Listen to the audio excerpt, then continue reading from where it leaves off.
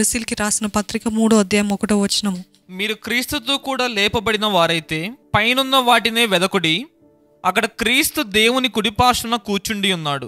ఇక్కడ తెలుగులో అలాగ పైనున్న వాటిని వెదకుడి అని రాస్తుంది, కానీ ఇంగ్లీష్లో చూసినట్లయితే కీప్ సీకింగ్ అంటే ఎప్పుడు కూడా వెదగండి. హ్యాబిచువల్గా అంటే హ్యాబిట్ అంటే ఏంటి? ఎప్పుడు చేసేది, ఎప్పుడు జరిగించేదే హ్యాబిట్ అంటాం కదా. Continually keep seeking, keep continually seeking him, హ్యాబిచువల్గా ఆయనను వెతుకుడి అని ఇంగ్లీష్లో ఉంది. సో మనం ఎప్పుడు కూడా దేవుని సన్నిధి, ఆయన వాక్యాన్ని ఎప్పుడైతే ఎక్కువగా వెతుకుతూ ఉంటామో ఇంక లోకానికి మన పైన అధికారం ఉండదండి. ఈ లోకపు తలంపుల పైన మనకి జయము మనం పొందుకుంటూ ఉంటాం. ఆయన ఎలాగ జీవించాడో, ఎలాగ మాట్లాడాడో, ఎలాగ ప్రవర్తించాడో అదే మనకి ధ్యాస ఉంటుంది. కాబట్టి ఎంత ఎక్కువగా ఆయన వాక్య ధ్యానం చేస్తామో అంతగా దేవుని తలంపులు కలిగి ఉంటాము. దేవుడు ఎలాగ ప్రవర్తించాడో, ఆయన బిహేవియర్, ఆయన క్యారెక్టర్ ఎలాగుందో, ఆయన గుణం ఎలాగుందో, ఆయన గుణగణాలు మనము పొందుకుంటాం. అంతే కదా.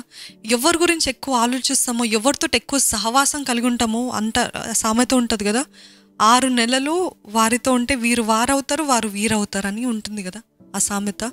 మీరు ఎవరితో ఎక్కువ ఉంటున్నారు? మీరు వారవుతారు, వారు మీరవుతారు అంతే.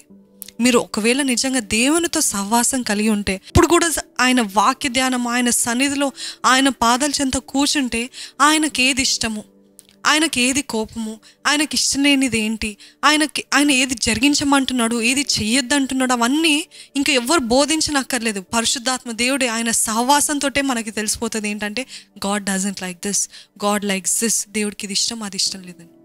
సో దేవునితో సంబంధం కలిగి ఉంటే మనము ఆటోమేటిక్గా ఆయన లాగా, అంటే ఆయనకి ఏది ఇష్టమో అది జరిగిస్తూ ఉంటాం. రోమీయులకి రాసిన పత్రిక 12:2 మీరు ఈ లోక మర్యాదను అనుసరింపక ఉత్తమమును అనుకూలమును సంపూర్ణమై ఉన్న దేవుని చిత్తం మీద పరీక్షించి తెలుసుకున్నట్లు మీ మనస్సు మారి నూతన మగుట వలన రూపాంతరము పొందుడి.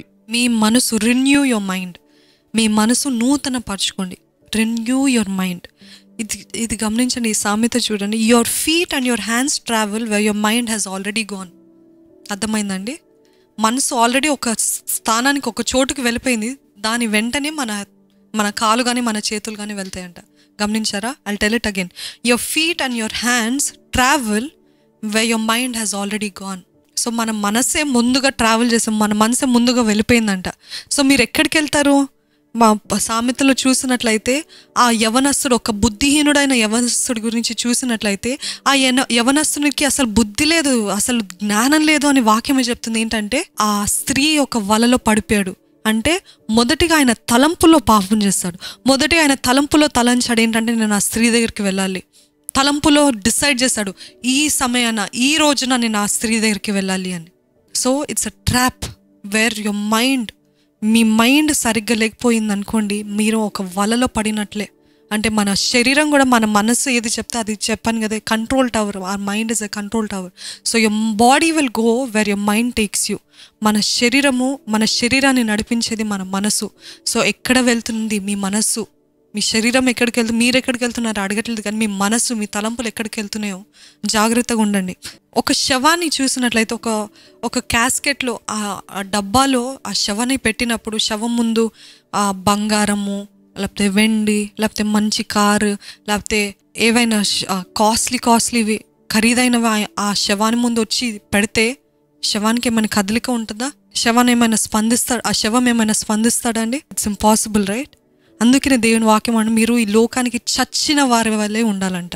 We have to be dead to the world. అంటే మన ముందు ఎంత రమ్యమైనవి కనిపించినా, ఎంతగా శోధనలో నడిపించే ఉన్నా, ఎంతగా చూడటానికి ఇంపుగా ఉన్నా, చేయటానికి చాలా ఈజీగా ఉన్నా, లేకపోతే అది ఎంత అందంగా కనిపించినా కానీ వీఆర్ డెడ్ టు ఇట్.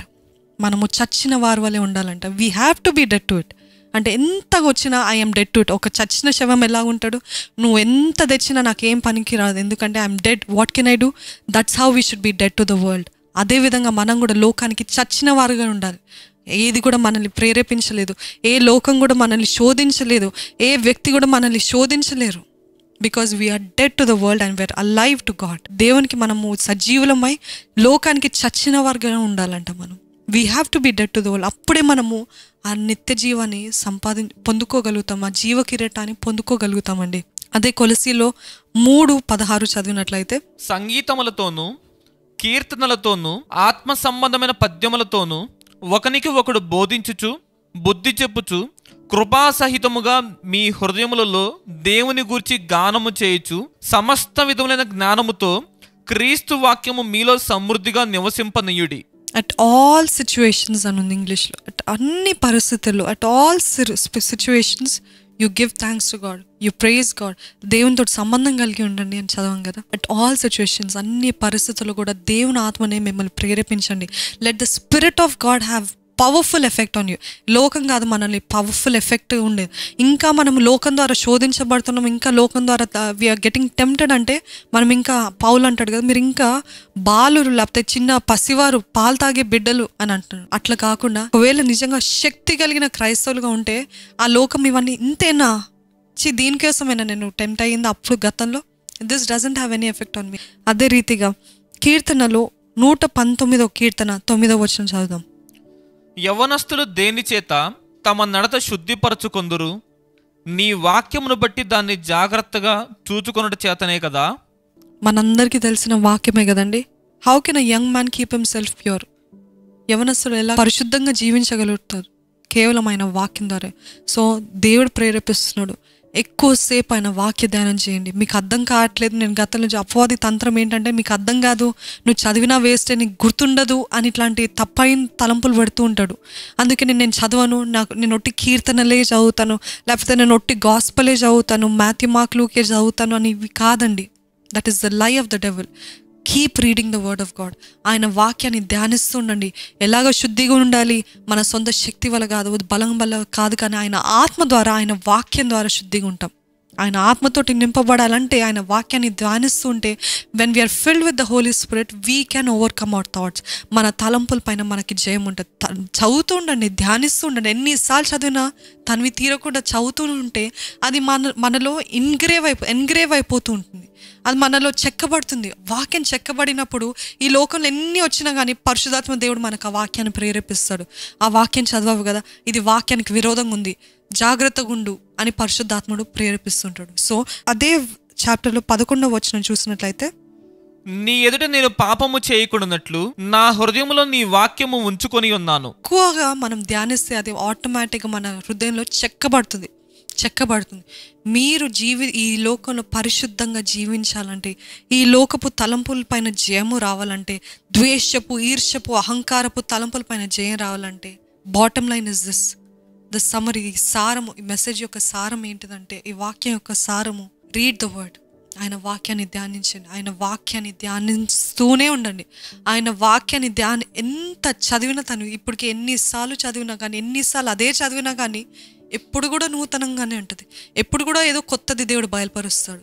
ఎప్పుడు కూడా ఒకలాంటి తెలియని ఆనందము దేవుడు అనుగ్రహిస్తాడు.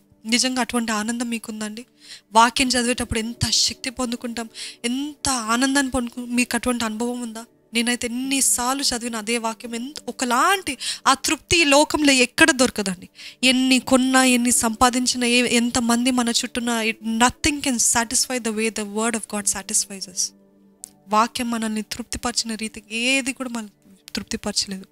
వాక్యాన్ని ధ్యానించండి. మీ తలంపులో జయం రావాలంటే మొదటిగా మీకు వాక్యం తెలిస్తేనే కదా జయం వచ్చేది.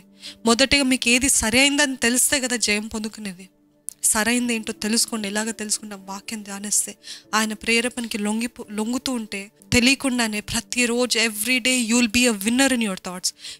మీ తలంపుల్లో మీరు జయం పొందుకున్న వారైతే, ఇందాక చదవం కదా, మీ క్యారెక్టర్లో మీరు జయం పొందుకుంటారు. మీ క్యారెక్టర్లో జయం పొందుకున్న వారైతే మీ గమ్యంలో మీరు జయం పొందుకున్న వారు అవుతారు.